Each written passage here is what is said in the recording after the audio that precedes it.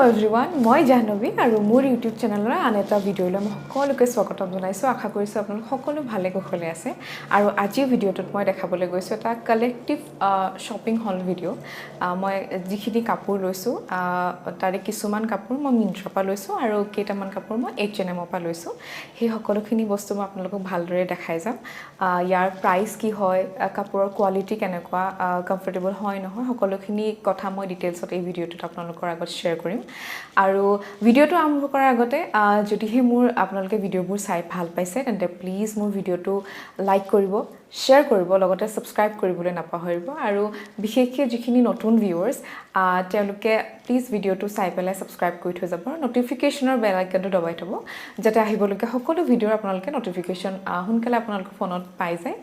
তেতিয়াহ'লে বলক আজি ভিডিঅ'টো আমি ষ্টাৰ্ট কৰোঁ আৰু মই যিখিনি শ্বপিং কৰিছো তাত সব টপ ওয়্যাৰে আছিলে মই টপ লৈছিলো এ লাইন টপো লৈছিলো শাৰ্ট লৈছিলো হে গুটেখিনি মই দেখাম লগতে মই এই যিখিনি প্ৰডাক্ট এতিয়া দেখাবলৈ গৈছো হেখিনি মই সব এসেন্ডিং অৰ্ডাৰত নিম মানে কম দামৰ পৰা যিখিনি বেছি দামলৈকে বস্তু আছে হেখিনি একাধিক্ৰমে মই দেখাই যাম তেতিয়াহ'লে চাই থাকিব ভিডিঅ'টো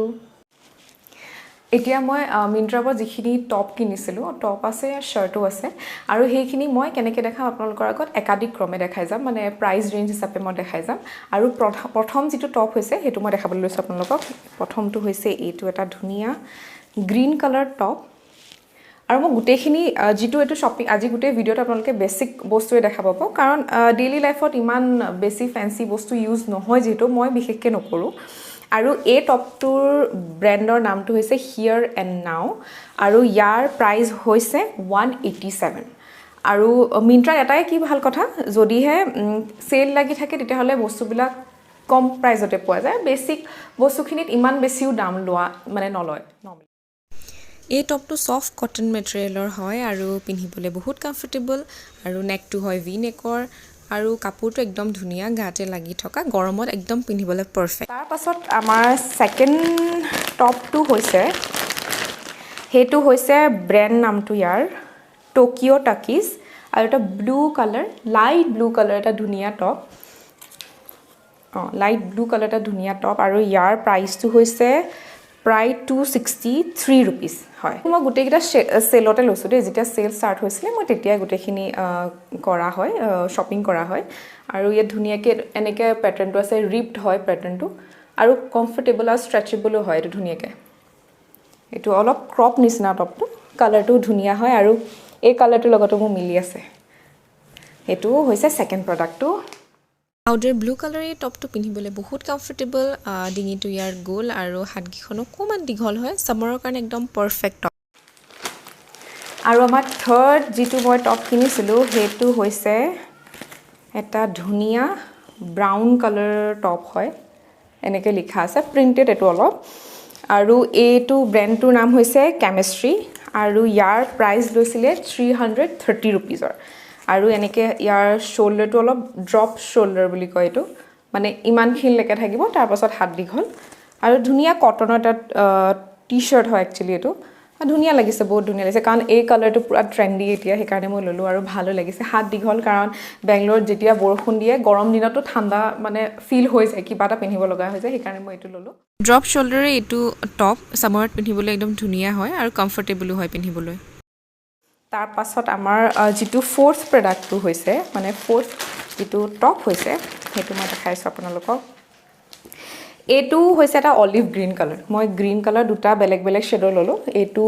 এটো হৈছে হিয়াৰ এণ্ড নাও হয় এটো হৈছে হিয়াৰ এণ্ড নাওৰে হয়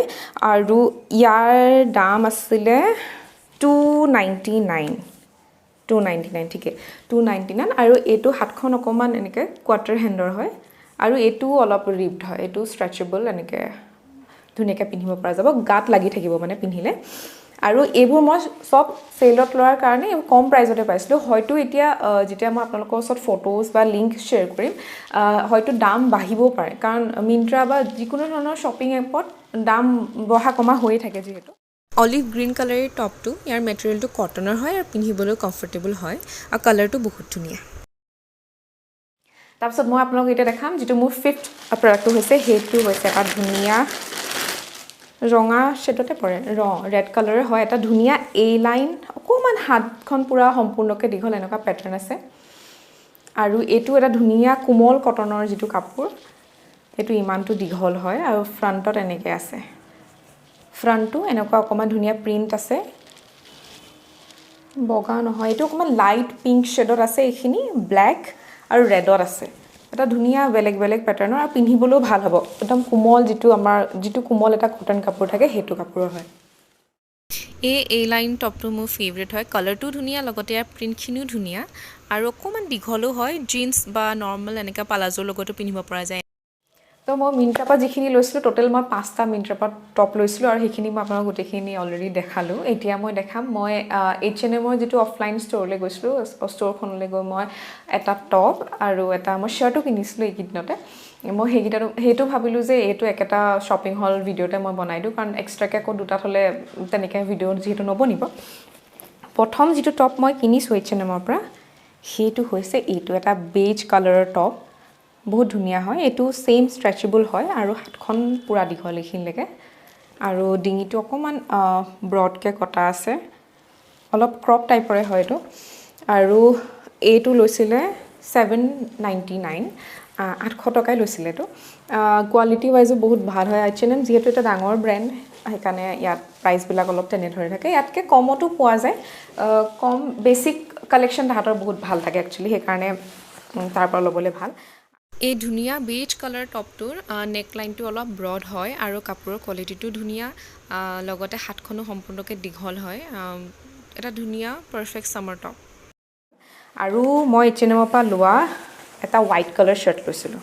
যিটো মই শ্বাৰ্ট এটা দৰকাৰো হৈ আছিলে আৰু এটা হোৱাইট বা ব্লেক শ্বাৰ্ট মানুহক দৰকাৰ হয়েই যিহেতু তো এইটো হাতখন এনেকুৱা আৰু এইটো অফ হোৱাইট হয় একচুৱেলি অফ হোৱাইট কালাৰৰ এইটো শ্বাৰ্ট এটা ধুনীয়া মই পুৰা সাইজতে কিনিছিলোঁ আৰু ইয়াৰ দাম লৈছিলে এইটো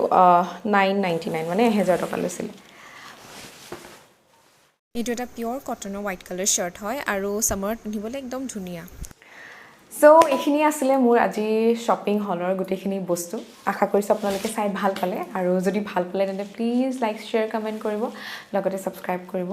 আৰু আপোনালোকৰ কোনকেইটা প্ৰডাক্ট বেছিকৈ ভাল লাগিলে আপোনালোকে ক'ব মোক জনাব কমেণ্টৰ জৰিয়তে নহ'লে আপোনালোকে মোক আৰু মই এতিয়া মই কথা এটা ক'বলৈ আছে মই ৰিলছ বনাইছোঁ মই আগতেতো মই কেতিয়াও ইমান ছ'চিয়েল মিডিয়াত মই ইমান এক্টিভ নাথাকোঁৱেই কিন্তু এতিয়া যিহেতু ইউটিউবো খুলিলোঁ ইউটিউবত চেনেল খোলাৰ পাছত মই এতিয়া ষ্টাৰ্ট কৰিছোঁ ৰিলছ বনাবলৈ আৰু আপোনালোকে যদি মোৰ ৰিলছ চাব মন যায় তেন্তে মোক ফ'ল' কৰিব পাৰে ইনষ্টাগ্ৰামত মই ইয়াতে লগাই দিম আইডিটো মোৰ ইনষ্টাগ্ৰামৰ যিটো আইডি আছে তাত আপোনালোকে চাব পাৰিব তাৰপাছত আপোনালোকে মোক DMৰ জৰিয়তে জনাব পাৰে কি ভাল পায় কেনেকুৱা ধৰণৰ ভিডিঅ' চাব বিচাৰিছে তেনেকৈ মই বনাই যাম আৰু ভিডিঅ'টো শেষ হোৱাৰ আগতে মই সকলোকে আকৌ এবাৰ ধন্যবাদ জনাইছোঁ ইমানখিনি মৰম আৰু ছাপোৰ্ট দিয়াৰ কাৰণে আশা কৰিছোঁ এনেকৈ আপোনালোকৰ পৰা ছাপোৰ্ট পাই যাম আৰু আমাৰ এই সৰু ফেমিলিটো আমি ডাঙৰ কৰিব লাগিব আৰু ডাঙৰ হৈ যাব তেতিয়াহ'লে আজিলৈ আহিছোঁ সকলো ভালে থাকক সুস্থ থাকক আকৌ এটা নতুন ভিডিঅ'লৈ সোনকালে লগ পাই আছোঁ আপোনালোক সকলোকে